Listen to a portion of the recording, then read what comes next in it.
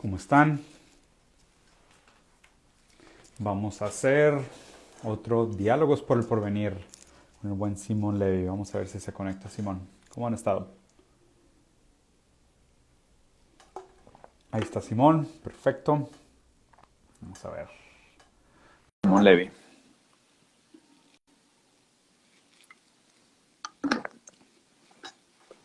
Yo quiero una como esa.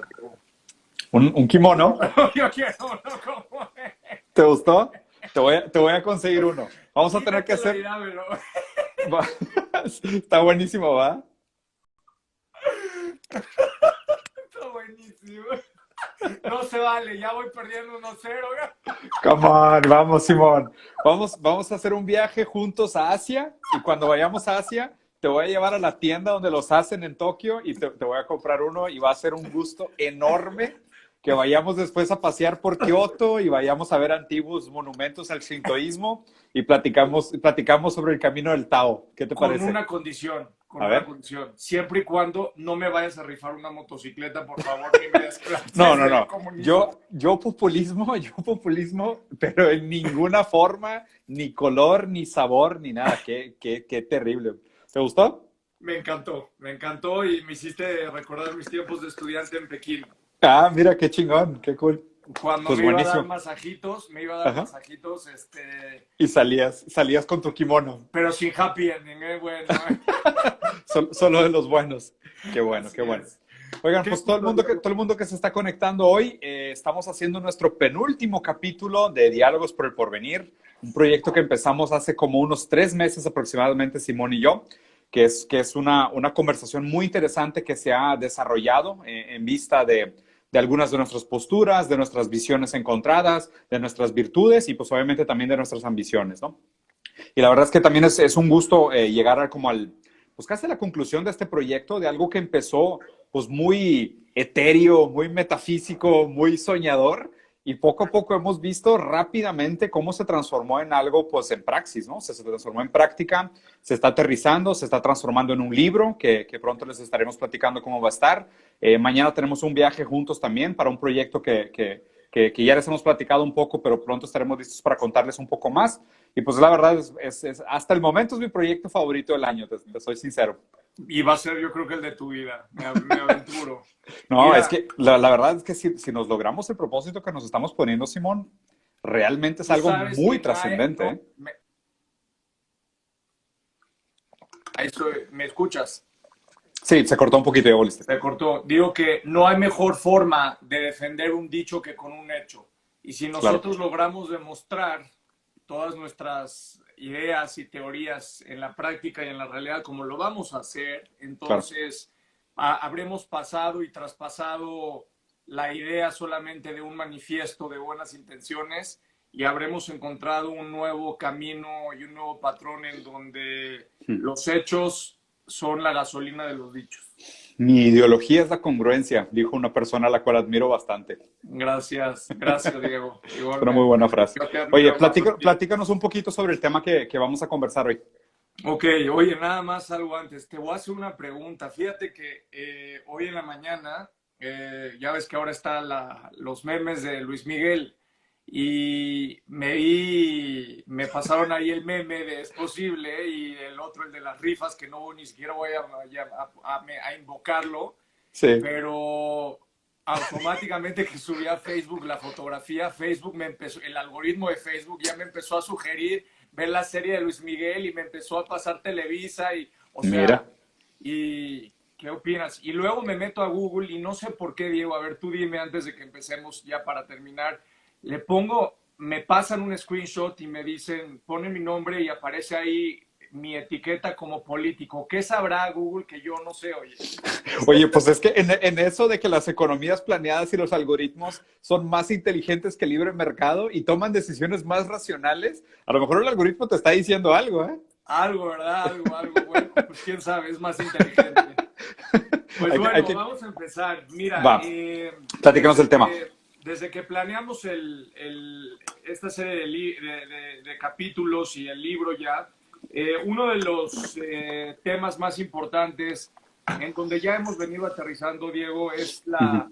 el entendimiento de no solamente el diagnóstico de los diferentes temas que hemos tocado, sino ir al asunto de raíz, en donde le tienen miedo a los filósofos, le tienen miedo a los psicólogos, le tienen miedo a los trabajadores sociales, porque no vamos a la raíz del asunto y nos da miedo hablar de una enfermedad social, de una enfermedad como sociedad.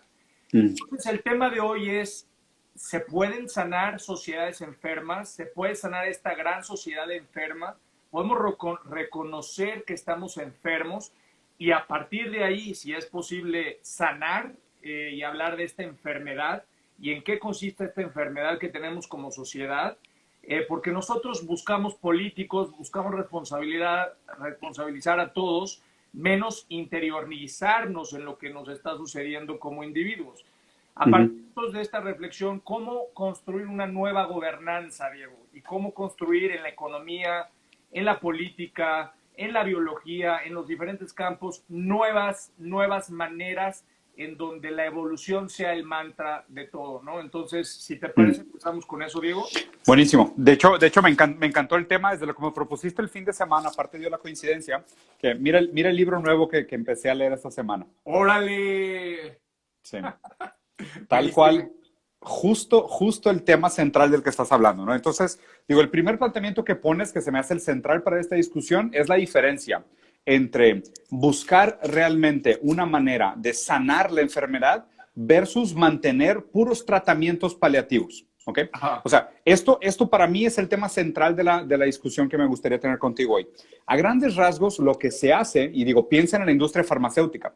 La industria farmacéutica no tendría ganancias si curara a todos los enfermos. Gana mucho más dinero con el tratamiento paliativo, dosificado, controlado, la perpetuación de la dependencia del consumidor. ¿Okay? Esta misma metáfora del enfermo, la enfermedad, el tratamiento sintomático versus la cura de raíz es la misma metáfora que aplica para toda la conversación que vamos a tener hoy. O sea, realmente la pregunta que nos tenemos que hacer es ¿qué implica que nosotros tratemos el problema de raíz en lugar de todo el tiempo estar haciendo recomendaciones de curas sintomáticas, o sea, curas superficiales de los problemas? ¿Okay? Es decir, de hecho, tú estás basando todo en el argumento es la dependencia de un ser humano sobre otro, ¿no? Y del sistema, porque a fin de cuentas también lo que el sistema hace es que nos transforma a nosotros en dependientes. Correcto. O sea, somos dependientes del poder, dependientes de la democracia representativa, de repente dependientes del aparato burocrático ineficiente, dependiente del empleo generado por la privatización y la monopolización de los bienes de los medios de producción. O sea, nos han transformado en dependientes. Y Correcto. Todas las veces que nos ofrecen una cura, no es realmente una cura de la patología, es una amenización de los síntomas que son una consecuencia del problema. Entonces, la diferencia aquí es como si dijeras, oye, me duele la cabeza, voy al doctor. ¿Okay? El doctor te dice, perfecto, tómate esta aspirina, no te va a doler la cabeza. Vas la siguiente semana, doctor, me sigue doliendo la cabeza, ten otra aspirina. Me duele la cabeza, otra aspirina. Y ya después de llevas 2 meses yendo al doctor con dolor de cabeza, te dice, oye, pues vamos a hacerte un scan y resulta que tienes cáncer en el cerebro. Pero las aspirinas que te estuvieron dando durante meses fue lo que permitió que llegara de tumor a cáncer maligno y que ya no se pudiera tratar. ¿Qué pasa con las sociedades que están dañadas? Las sociedades que están dañadas están adictas a los tratamientos sintomáticos, cuando lo que hacemos es ignorar la fuente patológica de sus dolores. Y eso es lo que creo que deberíamos de platicar. Correcto. Si te parece como lo empezaste, estamos haciendo un diagnóstico de en dónde radica la enfermedad. El malestar. En tu opinión, consiste necesariamente, ya ves, ya no digo muletillas de básicamente, cada vez me lo pongo más, en la dependencia, Diego. Bueno, pues yo te voy a decir lo que yo pienso. Krishnamurti, ahora yo me veo mucho más espiritual, habla que no es saludable estar bien adaptado a una sociedad profundamente enferma, ¿no?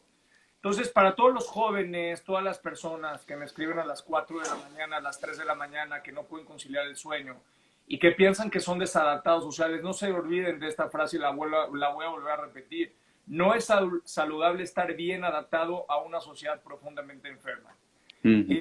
Lo que yo pienso es que estamos frente a una distopía, Diego, un fenómeno que ya ha sucedido, y sobre todo en la literatura. Hay que escuchar a recordar, leer, y a quien no lo ha leído, bueno, yo recomendaría muchísimo, digo, es típico, ¿no? Pero a Ray Bradbury en Fahrenheit 451, algo muy básico, digo, Un Mundo Feliz de Huxley, y la más importante para mí, 1984, ¿no? Sí.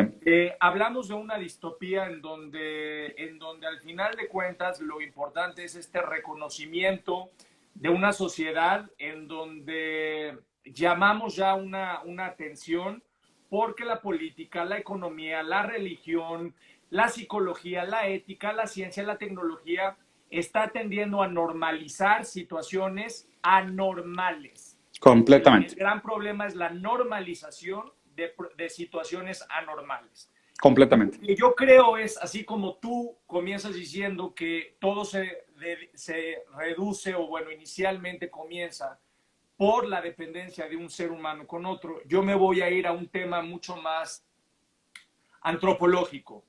Y yo creo que a los seres humanos, como a las sociedades, y con el énfasis de las redes sociales, cada día hacemos ejercicios no para conquistar la verdad, sino para tener la razón. Ese es el objetivo, la competencia por la razón en lugar de la competencia por la verdad. Por acercarnos a la razón. Por eso es el rechazo a los filósofos, por eso es el rechazo a todo lo que signifique la conciencia. Y en esto concentro. ¿Cómo no nos vamos a enfermar si todo busca arrebatar tu atención?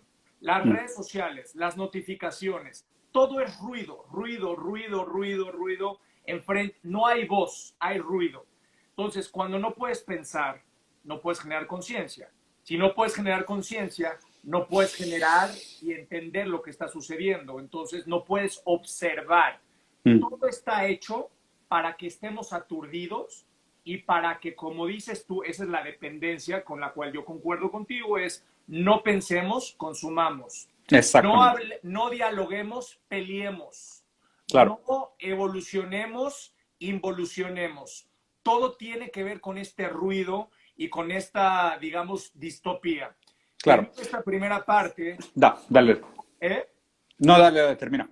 Termino con esto que me parece importante. Yo leí un libro de una amiga mía, Laura Esquivel, que se los recomiendo de verdad muchísimo porque es un retrato de lo que estamos viviendo.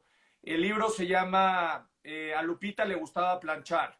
Es el retrato de una chica que sufrió, es víctima de la violencia como tal, y lo que dice ella, palabras más, palabras menos, es este retrato de la normalización de la violencia y de la normalización de la pobreza. Entonces, termino. La enfermedad empieza con el ruido, con la normalización y con la imposibilidad de toda la atención que nos va quitando para, en lugar de pensar y evolucionar y construir soluciones, seguir en la crónica de la enfermedad. Claro.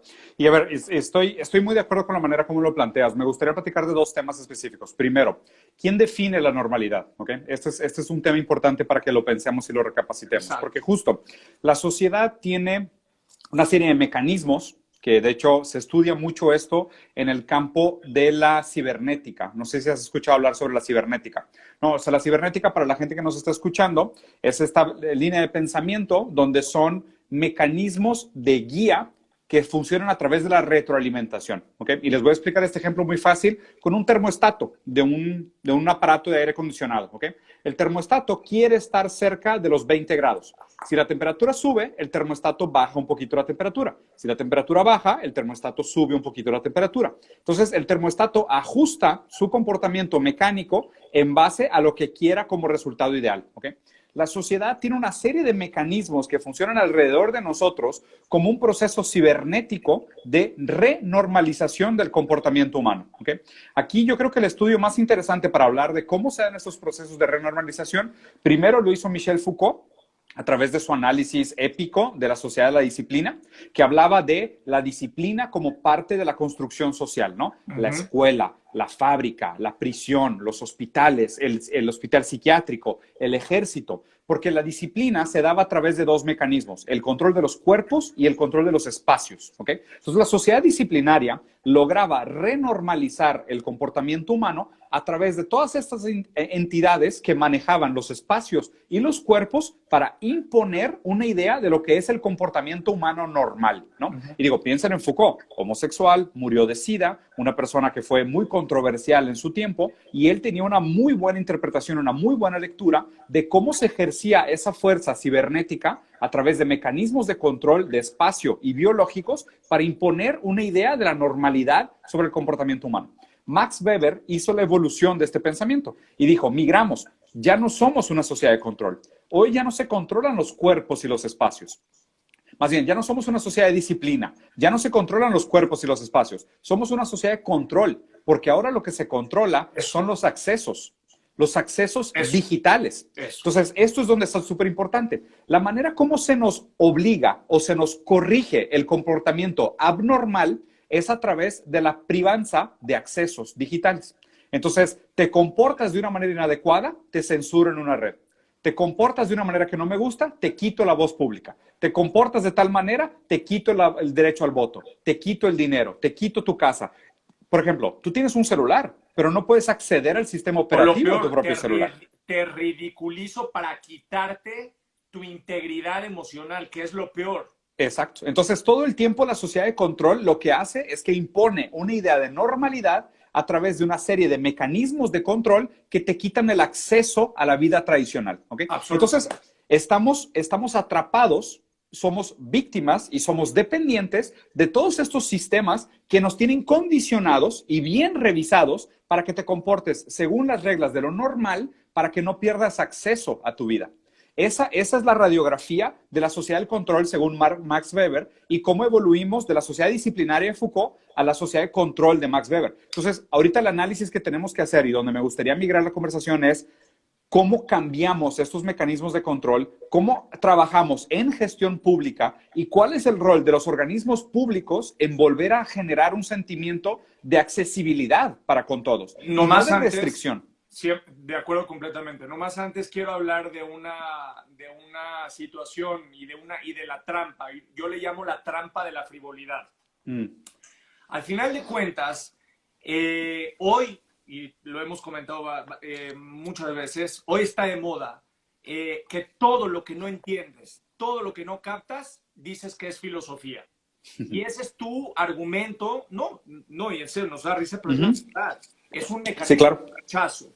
Entonces, el que no sabe pensar, el que no quiere pensar y el que piensa menos que otro, utiliza o sustituye la fuerza física a la fuerza mental. Entonces, la fuerza física se termina imponiendo a la fuerza mental. Claro.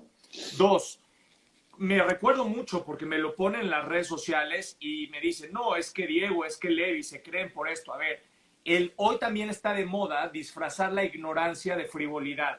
Claro. Saber no es un tema que tenga que ver con un código postal. Tiene que ver con el inicio, con el deseo de, porque cuando dicen alguien es pobre porque quiere, entonces no entiende para nada lo que significa la pobreza y normaliza psicológicamente la enfermedad. Totalmente. Entonces, para entrar a tu punto, lo único que quiero decir es que hoy las sociedades, como el mundo, caímos en la trampa de la fuerza física, que en realidad es mucho más indefensa del poder mental, porque nos entregamos, abdicamos el poder de la mente, el poder de la conciencia a la fuerza física y a la fuerza bruta. Ese es el gran problema y por eso las guerras y por eso es lo que ha sucedido, porque no es que se crea la dependencia, Diego, es que tú permites que alguien te conquiste sencillamente por un sentimiento de culpabilidad en donde está sucediendo lo que tú estás diciendo. Te insisten, te meten y te convencen el sentimiento de la anormalidad para que el sentimiento de culpa subyugue absolutamente tu capacidad cognitiva por tu capacidad de codependencia. Claro. ¿Estás de Eso, acuerdo? esto que dijo Simón al final es muy importante, porque este es un proceso muy contemporáneo, ¿ok? Lo que pasa es que como estos mecanismos de control que antes eran tan tangibles, ese sentimiento de vigilancia en los 80s, en los 70s, era muy tácito, o sea, era muy tangible, era muy fácil de percibir en el mundo físico, espacios y cuerpos. Hoy en día, como se ha vuelto la violencia tan invisible y las fuerzas de sumisión tienden a ser tan sutiles, lo que ha pasado es que nosotros interiorizamos esa demanda y creamos este sentimiento que nombró Simón del autoyugo, donde nosotros mismos nos volvemos jueces y parte y verdugos de la propia sentencia que nos imponemos al absorber esta ideología y aplicarla sobre nosotros mismos. O sea, piensen, esta frase tan nociva, que te soy sincero, Simón, para mí es de las cosas más dañinas, es el pensamiento más dañino que existe hoy en día, es esta idea de que el pobre es pobre porque quiere. Claro. Pero el problema es que esa frase la hemos interiorizado como cultura. O sea, y como cultura tenemos, o sea, ya nos la creímos. O sea, se ha Es vuelto, lo que te acabo de decir. eso, y por eso quería hacer el resalte de que es importante que la gente entienda esto. Interiorizamos la realidad de la frase, el pobre es pobre porque quiere. Pero lo que la gente tiene que entender es que existe todo un halo ideológico construido por detrás de esa frase, que es la ideología más nociva que se nos ha planteado en los últimos años. Y Exacto. es, de nuevo, puramente ideología. O sea, no tiene ningún trasfondo real. Es una ideología que nos creímos y que aparte lo que hace es que perpetúa la estructura social y hace todavía que la gente que tiene poco acceso se sienta mal consigo misma y que la gente que nació en privilegio sienta que se merece el privilegio que tiene.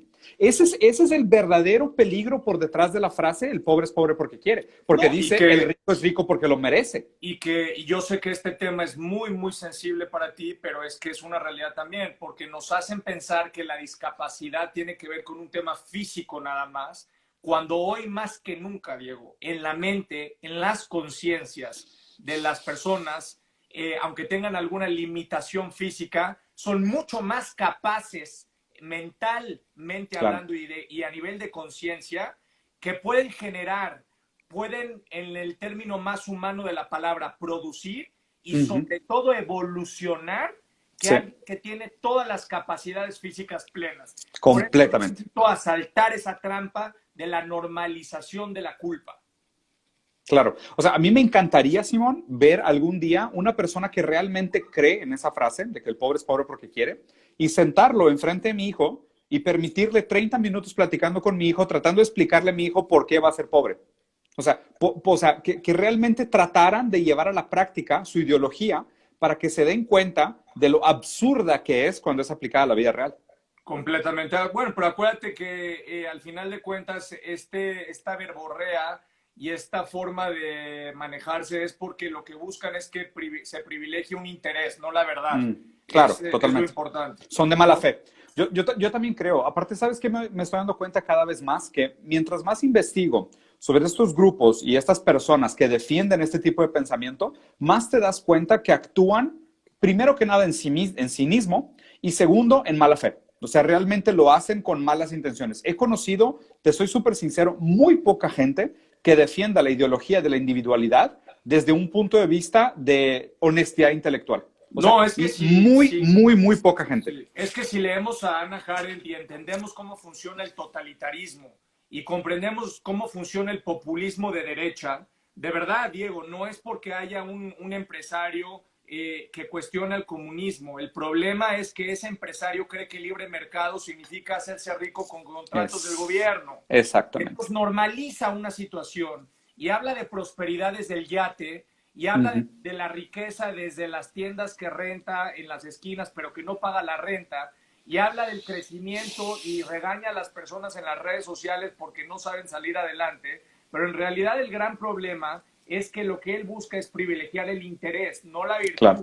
No, totalmente. Es como normalizan todo el tiempo, Diego, todo claro. el tiempo. No, y es una manera de contarse una falacia narrativa que justifique su posición de privilegio. O sea, que disfrace su privilegio de esfuerzo. O sea, esto es lo complicado, porque cuando dicen el pobre es pobre porque quiere, lo que están diciendo en negación es que el rico es rico porque lo merece. O sea, entiendan, en negación lo que está diciendo como es que Hitler. El rico... Exactamente. Es el superhombre. Es el superhombre, ¿no? Y Nietzsche exactamente. como tal. Entonces eso es lo nefasto. exacto. Entonces, si estás de acuerdo, ya tenemos identificadas las causas de esta Del enfermedad. malestar. Pensamos del malestar. Ujú. Ahora, si quieres, vamos a lo que tú estabas proponiendo. Va. Entonces, ¿Quieres empezar? para mí justo, sí, me gustaría empezar platicando de esta idea de, o sea, ¿cómo se cura este malestar? ¿Ok? Y aquí lo primero que la gente tiene que pensar es de que el contraargumento intelectual para el pobre es pobre porque quiere, es que lo que tenemos que entender es la pobreza genera ignorancia y la riqueza genera inteligencia, no al revés. La inteligencia no genera riqueza y la ignorancia no Ya me genera habías pobreza. asustado. Ya me habías No, asustado. justo. Pensé que Salinas Pliego se metió en tu cuerpo. No, no, no, no, no. Esto es lo que tiene que entender la gente. O sea, la pobreza genera ignorancia. Una persona en condiciones materiales deplorables difícilmente va a desarrollar su capacidad intelectual. ¿Ok? Y una persona que vive en condiciones de privilegio tiene todas las cartas a su favor para sacarle el mejor provecho a su intelecto. ¿Ok? Esto es lo más fundamental que la gente tiene que entender. A menos de que trabajemos en democratizar las fuentes de generación de ingreso, en mejorar las condiciones materiales inmediatas de la gente que vive en condiciones miserables, no vamos a tener un progreso como humanidad. Este es el problema fundamental. Ya te escucho. Ok, es que me puse me están diciendo que no se escucha muy bien, entonces yo estoy Ya escucho mejor. ¿Ya me escuchas? Sí. Correcto, yo estoy completamente de acuerdo contigo y yo quisiera adicionar a lo que tú estás diciendo a ver, qué es cuando tú normalizas el problema, tienes este tipo de fenómenos.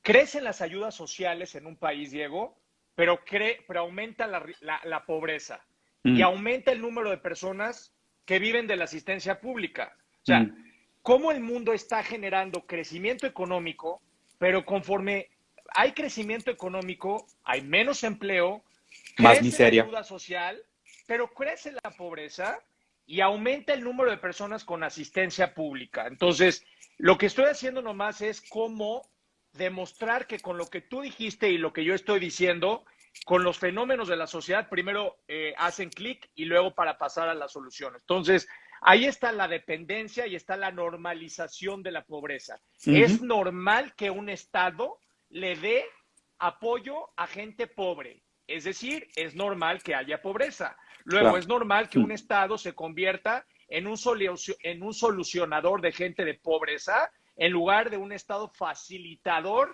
y potencializador de De la generación de riqueza. riqueza, claro. Entonces, ahí está el gran problema, el primer gran problema del contrato social que hemos tenido y que necesitamos romper.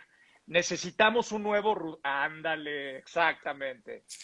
Necesitamos un nuevo Rousseau y necesitamos un nuevo Hobbes en donde desterremos el concepto de la normalización y reconstruyamos un nuevo contrato social. Por eso la segunda parte de la charla tiene que ver con el tema de nuevas maneras de construir gobernanza.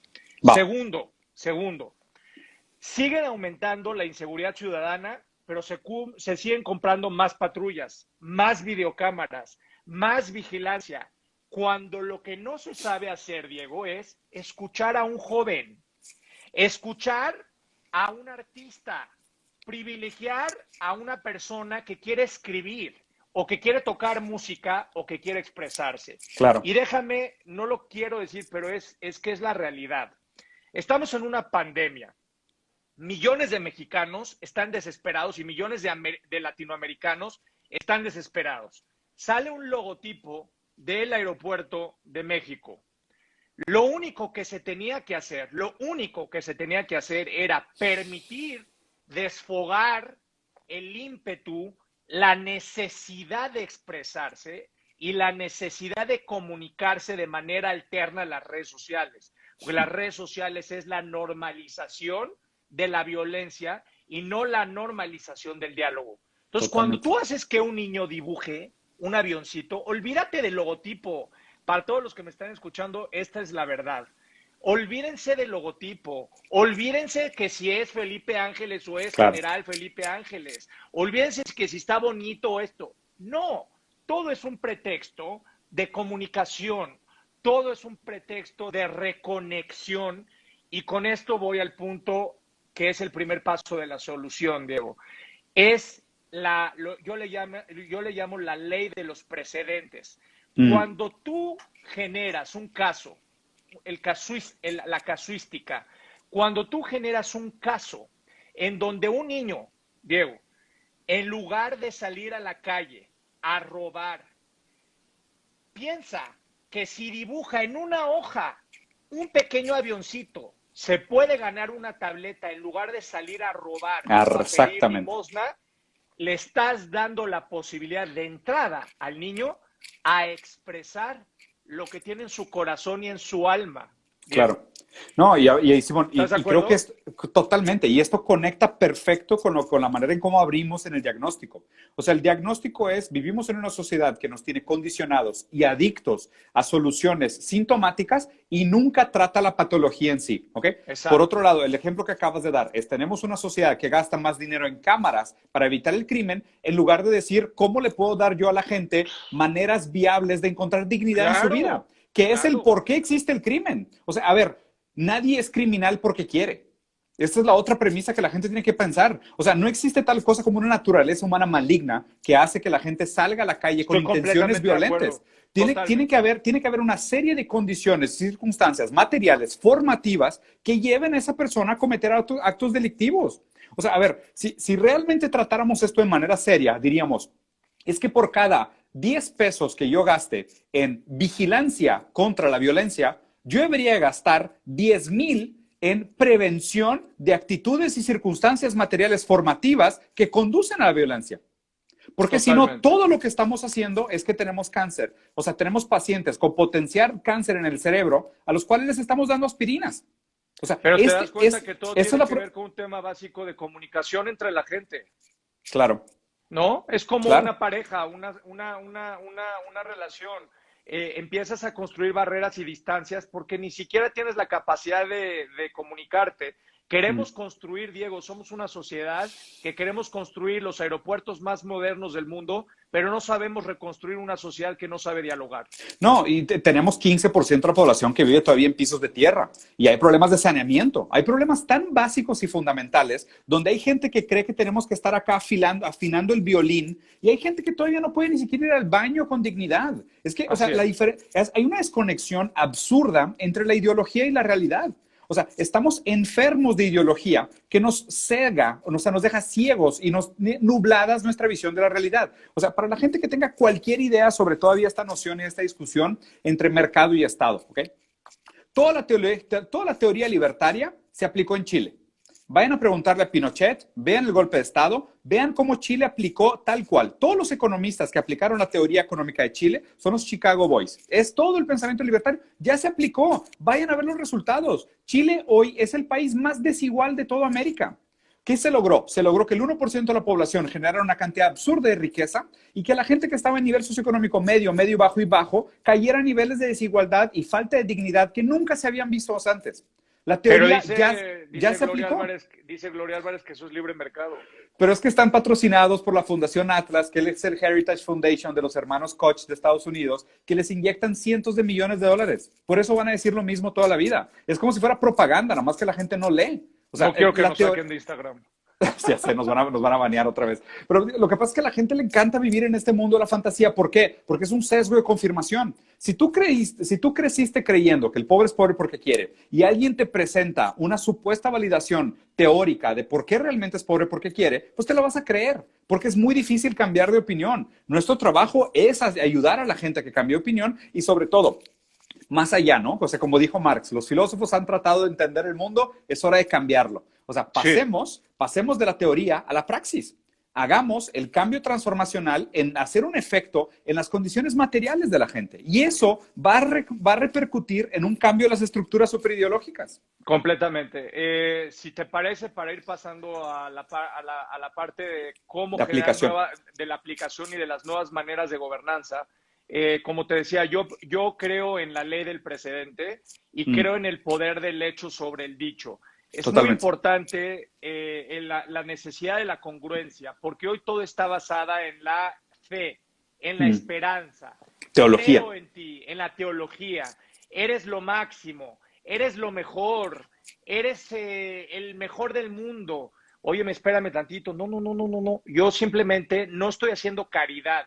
Tengo responsabilidad cívica. No es que sea bueno, soy consciente. No es que tengas esperanza en mí, es que tú y yo tenemos corresponsabilidad. Entonces, Claro. el primer punto que yo sugiero, Diego, es la necesidad de un nuevo contrato social para generar un nuevo ecosistema de gobierno. Podremos tener miles de gobernantes de derecha y de la izquierda y del centro. Si al final no renovamos el ecosistema en un ecosistema virtuoso en lugar de vicioso, No sirve nada. pasarán miles y decenas de Totalmente. nuevos líderes y políticos, pero todo seguirá un patrón de destrucción en lugar de la renovación de este ecosistema. Esa es mi primera sugerencia. No sé tú qué opinas.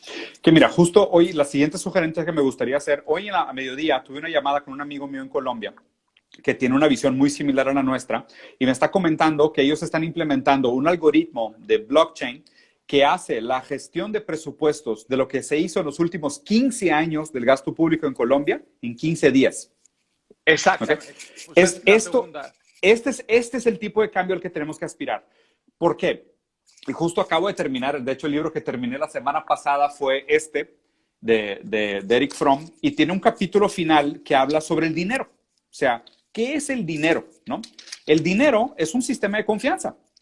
El ser humano logró trascender a las otras especies animales porque podíamos confiar en los otros humanos y tener proyectos en común. ¿Okay? Correcto. El sistema del dinero es un sistema de confianza teológica. Entonces el dinero se volvió como este token que simboliza una representación del valor del otro. Y en esta representación del valor del otro es muy fácil construir una sociedad que es capaz de colaborar porque existe una confianza a través del dinero. El problema es que esta confianza con el tiempo se pervirtió a niveles donde el valor benéfico de la confianza del dinero se pervirtió al valor de la corrupción del dinero. Entonces, antes tú confiabas en una persona porque había un intercambio, una transacción de valor. Hoy, una persona con mucho dinero puede sobornar una corte y cambiar y ser subverso al sistema de confianza. Lo que necesitamos hacer es migrar a sistemas de confianza mejores que el dinero, como blockchain. O sea, hoy tenemos sistemas de confianza mucho más eficientes que el dinero. Y la verdad es que urge hacer una sustitución para poder seguir, como tú lo comentaste. No es que es un tema de yo te debo algo o yo hago algo en esta entrega sin ego, de que porque te quiero cuidar o patriarcal o lo que tú quieras. No, es que para poder construir un horizonte juntos, el horizonte colaborativo comunitario del que habla Freud, se logra a través de la confianza. Si yo confío en ti, en que tú estás haciendo un acto de buena fe y creo que nuestro camino construye la sociedad a la cual los dos aspiramos, podemos colaborar. Tiene que haber un sistema de confianza para que esa colaboración se dé. Completamente de acuerdo. Mi segundo punto es romper la falacia para construir una nueva gobernanza en la economía. Yo quisiera aportar al diálogo, Diego, y decir muy claramente por qué vivimos en esta mentira de la libertad y cómo en la economía se ha normalizado la mentira. Y en realidad, más que en el libre mercado, vivimos en la competencia más imperfecta que hay. Para las personas que nos están viendo y que no saben qué es la competencia imperfecta, la competencia imperfecta es cuando hay algo, alguna circunstancia que afecta diametralmente la oferta y la demanda de bienes y servicios, ¿no? Es cuando algo sucede que impide la normal evolución de una economía. Entonces, cuando tú a la economía le metes miedo, le metes vacunas, le metes pandemias. Ahí estás, ¿verdad, Diego? Sí, sí, sí. Cuando a una economía le metes miedo, le metes vacunas, le metes prácticamente el estado de sitio, porque es en lo que nos encontramos. Totalmente. Entonces creas una competencia imperfecta en donde el círculo de la especulación se sustituye por el círculo de la creación. Ya. Entonces, el ser humano es un ente ensamblador, mecanizado, un ente feudal que paga su vida a bonos chiquitos, a meses sin intereses, y en realidad se normaliza lo que tú dijiste al principio de la charla, es esta dependencia. Por esa razón, necesitamos utilizar a la tecnología como un proyecto liberador, no como un proyecto totalitario.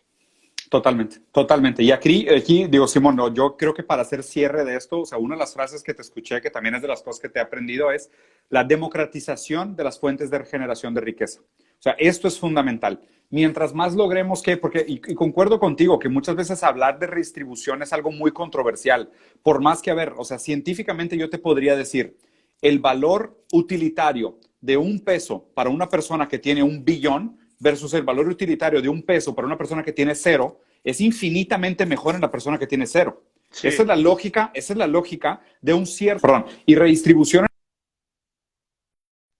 en el sentido más de decir, no tanto una redistribución dura como reapropiación, nadie quiere hacer eso, no es la intención, pero más bien como esta idea de tenemos que encontrar mecanismos de reciclaje de valor agregado. Porque uno de los grandes problemas de la economía hoy, lo hemos platicado antes, esta idea de que el dinero llega al pico de la pirámide, se estanca y al mismo tiempo tenemos un colapso de la demanda agregada. Entonces sí. No hay flujo de capital en la economía. Y una economía sin flujo de capital es una economía estancada, es una economía que no innova, es una economía que no se arriesga, es una economía que no crece. Entonces es urgente pensar en mecanismos inmediatos de reciclaje de valor agregado. El siguiente punto que quiero mencionar para ir terminando es el problema de la forma en cómo se gestionan la solución de los problemas. Hoy vimos y ayer cómo apareció la Superliga de Europa.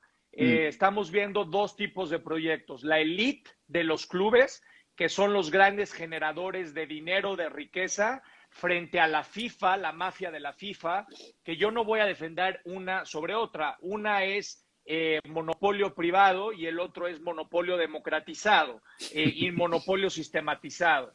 Al final de cuentas, lo que sucede, Diego, es la normalización del privilegio en donde solamente un grupo, un club, que es el club de la economía, por eso es el grupo de los 20, el G20, el G10, todo es números, pero al final de cuentas no generan y no resuelven, porque al final lo que destaca es que en lugar de solucionar problemas, gestionan codependencia. Y eso es lo que yo quiero mencionar en un punto en donde hoy estamos olvidando el punto medular de los próximos 25 años y que no tiene nada que ver con los 2 años que vivimos de la pandemia, que es el cambio climático, y lo dijimos la vez pasada.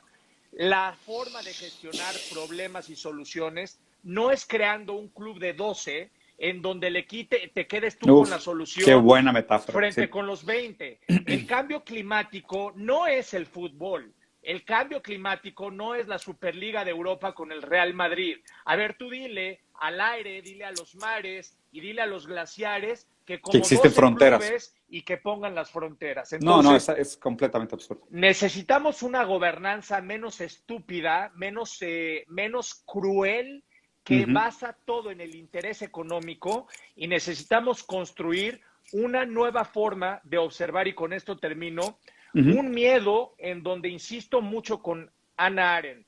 Hoy, Diego, en lugar de que los gobiernos, y lo hablo por el caso de México, en lugar de sentar un precedente rumbo a la democratización de la información, lo que hicieron fue empezar a capturar datos biométricos de los mexicanos y dárselos a los recolectores privados, que son las grandes telefonistas, a las grandes compañías de teléfono. Y es a lo que yo hablo, es el proyecto liberalizador de la tecnología o el proyecto totalitario de la tecnología. Vámonos por el primero, Diego.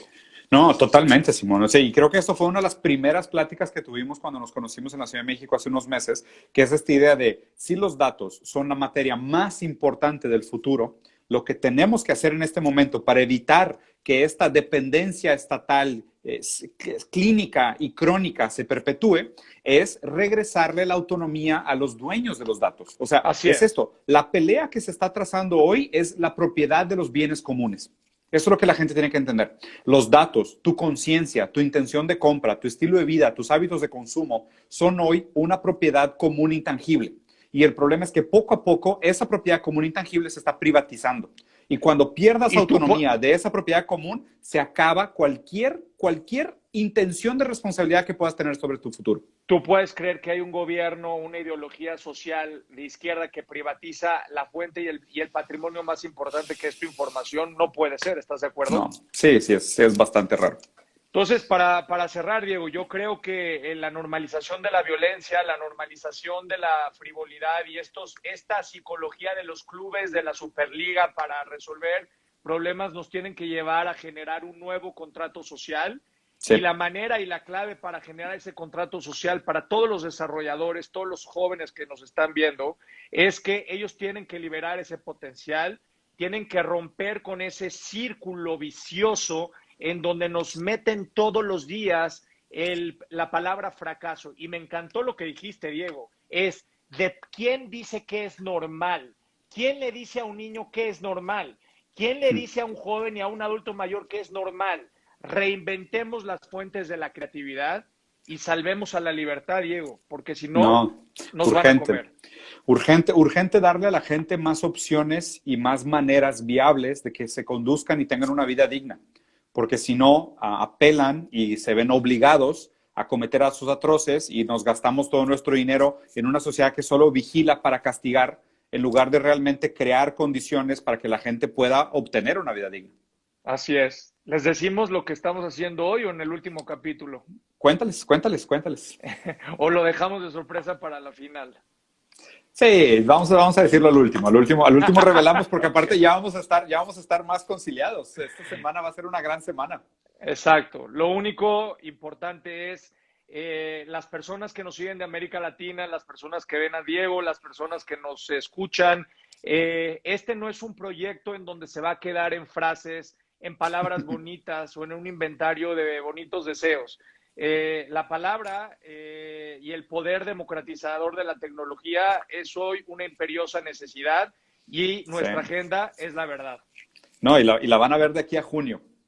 Así es. Simón, te mando un abrazo fuerte.